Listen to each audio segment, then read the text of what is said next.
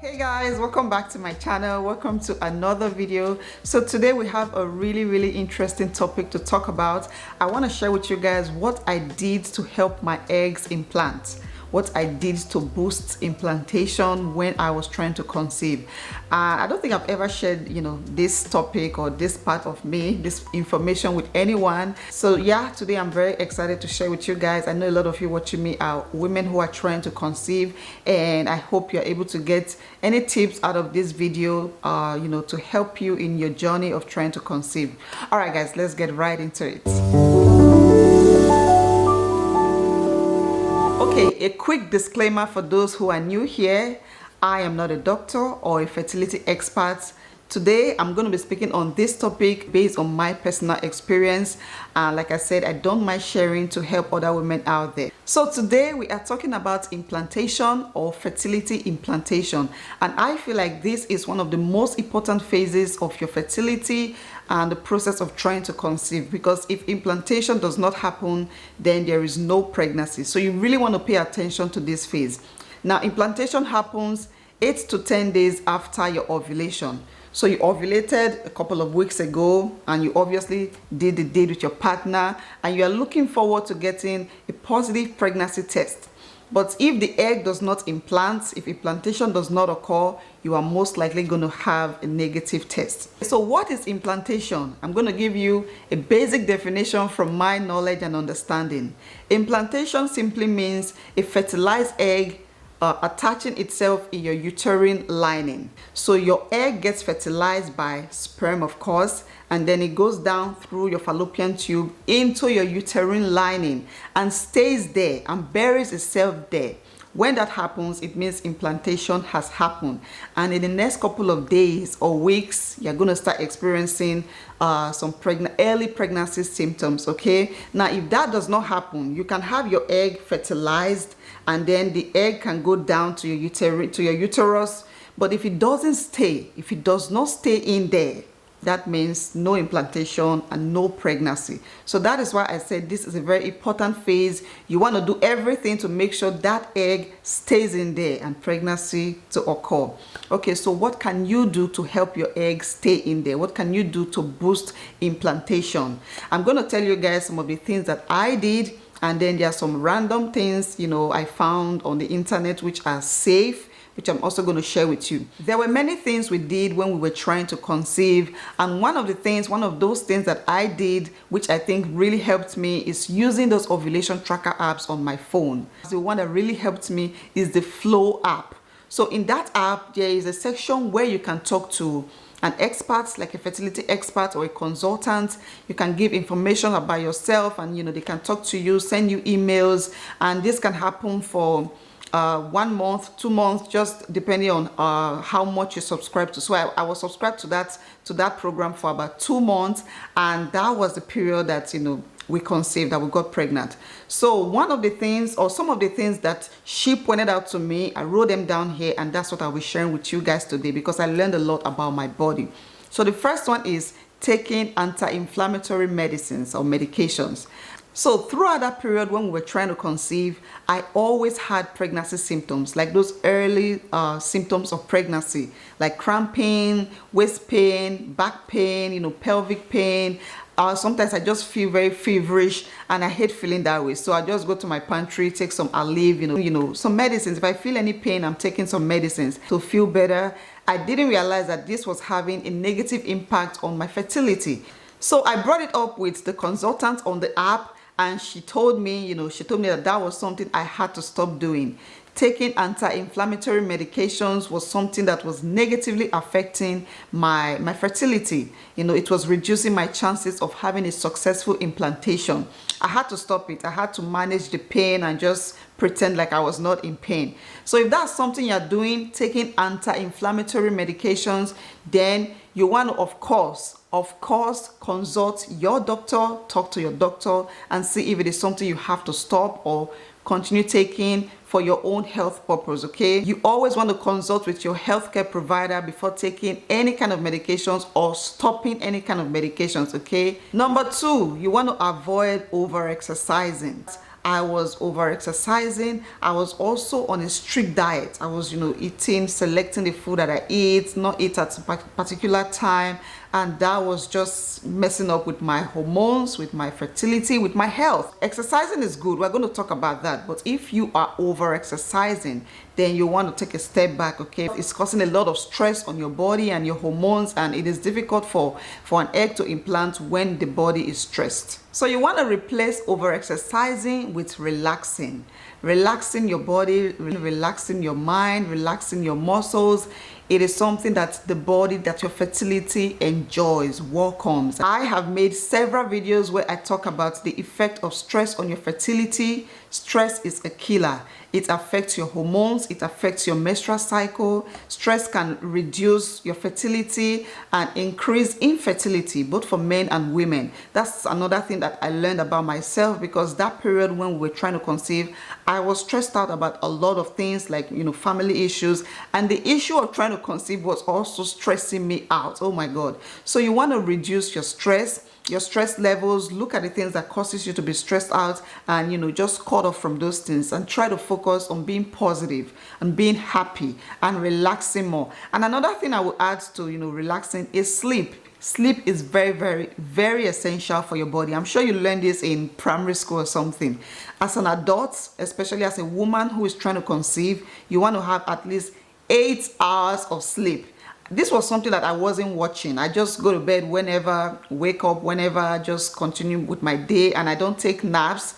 But when we're trying to conceive, like after talking with my consultant, I realized how important sleep was. So if I cannot get any nap throughout the day, if I cannot get any time to sit down and relax throughout the day, then I should definitely be having an 8 hours straight sleep at nighttime. So watch out for that. If you are not relaxing enough, if you are not getting enough sleep, you need to start doing that. Another one is to avoid caffeine, or at least reduce the amount of caffeine that you consume. So if you're someone that loves coffee, you can't do without coffee. You drink coffee morning, afternoon, night, at least for that period where you are trying to get your egg to implant, or throughout the period where you're trying to conceive. You want to reduce the amount of coffee that you take, to aid a successful pregnancy. Another one which I found really interesting is to avoid hot tubs. So this was something that I love doing, and I still do it till today, okay? I'll put some hot water or some water in the tub, and just stay there and soak myself in there. It is my way of disconnecting from all the noise in the house, okay? It was my way of relaxing, but I didn't realize that the water was too hot, okay? Or I didn't know it meant anything to my fertility. So this was something else that she brought up. She was like, you have to avoid staying in hot tubs or going for spa, like hot spa. And I was like, huh? Is this something I didn't know? Now, you can, of course, take a bath in the bathtub. You can, put some water in there and stay there for as long as you want. Just make sure the water is not very hot, okay? Lukewarm water is good enough. And if you choose to stay in a hot bath, don't stay in there for too long, okay? Another tip which is very, very important is you want to promote blood and oxygen circulation in your body. You want to make sure your uterus is getting enough nutrients and oxygen. And you can do this, in a lot of ways. You can do simple exercises. I know I talked about not over exercising at the beginning of this video, but there are very safe, simple exercises that you can do every day, or at least every other day, to help your blood, to get your blood pumping and circulating around your body. You can do like a 15 to 20 minutes walk every day. You can do yoga. I've talked about yoga several times. This was something that I had to start doing when we're trying to conceive. There are many videos on YouTube. I am not a yoga expert, so just look for pregnancy yoga exercises, okay, or for trying to conceive, and you will find many. Another thing you can do to keep blood and oxygen circulating around your body is to do massages. You can do this by yourself. Your husband can do this for you. You can go to professionals. I know people, I have never done this myself, but I know people very close to me who have done this many times and it has worked for them. They go to meet people who are skilled, to massage their tummy area and just get blood and oxygen and nutrients circulating around their tummy or around their body. And, it has worked for them. It has been successful. Like, I know a lot of people, okay? Another one is just drink water.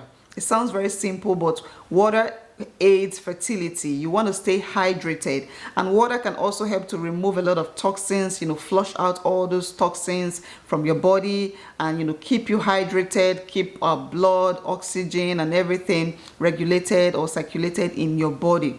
So yeah, don't take any of these tips for granted. Drink some water, stay hydrated, get some massages, do some simple exercises like yoga or taking walks here and there. Food. Are we even talking about fertility if there is no food in the picture? The answer is obviously no. So during this period when you are trying to get your eggs to implant or trying to conceive, you don't want to be on any kind of diet restriction. You want to eat some healthy, nourishing food.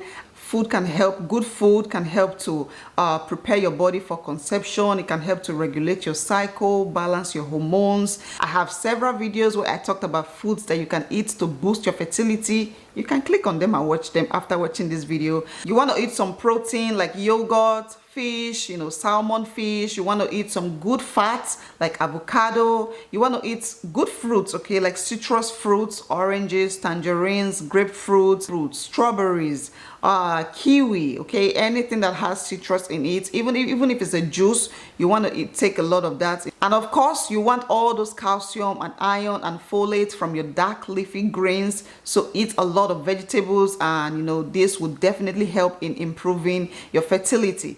Okay, my next point is it is not doctor recommended. This was just something that I was doing.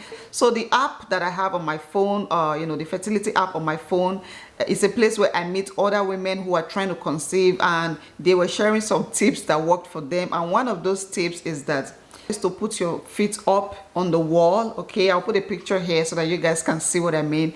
So put your feet up on the wall while you are lying on your back and stay there for about 5 to 10 minutes. So I was doing this every night before sleeping. I do it on my bed. I just go lie down, put my feet up on the wall, and I did this for about a week or a week plus. Just during the implantation period, I was just like, okay, anything I can do to aid a successful implantation. So yeah, this is another thing you can try. If your husband is asking you, what are you doing, what is this position, just tell him, what we did 1 week ago, I'm trying to get that egg to implant. Okay, my next point is a very popular method that people say they have used to get their eggs to implant. It is not scientific. I don't know, I don't know how true it is, but I did it, and this is from Chinese medicine. So it's basically keeping your feet warm. So throughout that 2 weeks where you're trying to get your eggs to implant, you can wear socks, while you're inside your house as much as you can. Wear some socks to keep your feet warm. The next one, this is also not from my doctor, this is from the group. The next one is to eat some pineapple core. This is a very popular thing I have heard a lot. I know that people eat pineapple when they are trying to induce labor naturally, and I've tried that once. But I also found out that it's something that you can eat if you are trying to get your eggs to implant. I don't know the science behind this, but it was something I tried. I ate some pineapple. Pineapple is delicious. It is not harmful. So if you like some pineapple, then just grab some and start enjoying yourself. And the last one I have on my list is to take some pomegranate juice. So just like pineapple, you can take some pomegranate juice. Pomegranate juice is very delicious. So you can eat some pomegranate juice or drink some of this juice and just enjoy yourself. Trying to conceive should not be that stressful. It should be an enjoyable time. It should be a time where you can eat all these nourishing foods and just give your body a lot of attention, a lot of pampering, and be happy. So yeah, eat some pineapple, drink some juice, some pomegranate juice, eat some fish, eat some yogurt, eat some oranges. Don't restrict your diets, reduce the working out, do some simple exercises and be consistent with it. And yeah, just go through all of the tips that I have shared today and try to make them your lifestyle. And hopefully this works for you. This helps to boost implantation or your fertility, and eventually you get pregnant. And I will be wishing you guys all the best. Okay, thank you guys so much for watching today's video. If you found it helpful, then of course give it a thumbs up. Drop a comment down below. Let me know if you have any questions or if you just want to chat about anything. I am always there watching your comments and responding, of course. And subscribe to my channel if you still haven't already. And I will see you guys in my next one.